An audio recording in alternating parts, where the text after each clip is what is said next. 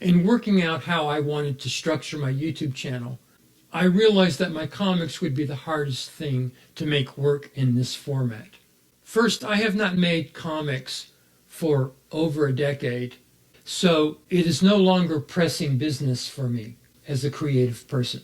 Second, I made alternative comics in the 1990s, and these were by definition edgy and provocative, and much of the subject matter would not fly on YouTube. Nevertheless, I have made more comics in my life than I have made anything else.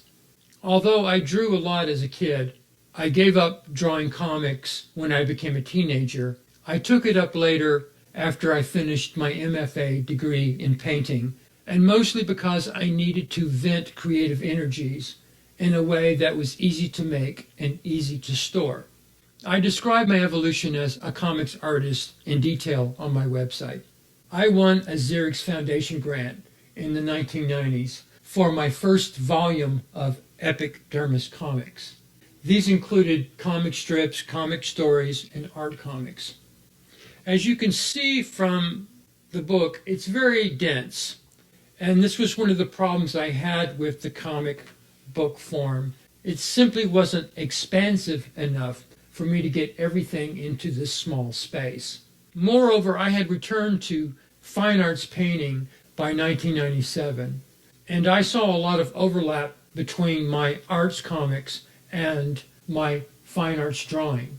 And I preferred the latter as a form of expression because I found comics less satisfying to me as a writer. A couple of pieces in Epidermis number 1 were published in Fantagraphics 00 anthology. I used several different hand lettering techniques during this time. These lettering styles are not perhaps easy to read in all cases, but my thinking at the time was to use the anxiety in the lettering to best capture the vibe in each story. I am not sure how readers interpreted what I was doing. Sometimes the stories were just absurd, with lots of visual puns and wordplay. There was a literary aspect to them. The funny ones were often parables in the spirit of Rocky and Bullwinkle's fractured fairy tales, with a generous dose of Franz Kafka thrown in. I populated each frame with side jokes, which perhaps undercuts the reading experience somewhat. However, I fully expected the reader to pore over these comics more than once, and with a Where's Waldo mindset for exploration. Meanwhile, my unfunny comics were more poetic, philosophical, and surreal. There were also standalone biomorphic transformation drawings with little to no text. Each storyboard was its own unique thing, and that was the great thing about alternative comics as I saw it.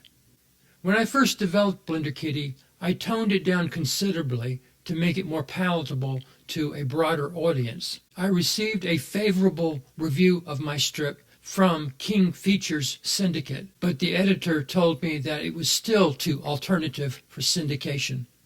After this, Blender Kitty began to move into the shade with my other work. It was eventually picked up by the New York Press magazine, whose editor had no trouble with its darkish tone. It ran there for a year and a half. I have little interest in making deviant comics nowadays, but that is probably because I have no interest in making comics, period. The last storyboards I created were for the Blurred Vision anthology, all of which can be read on my website.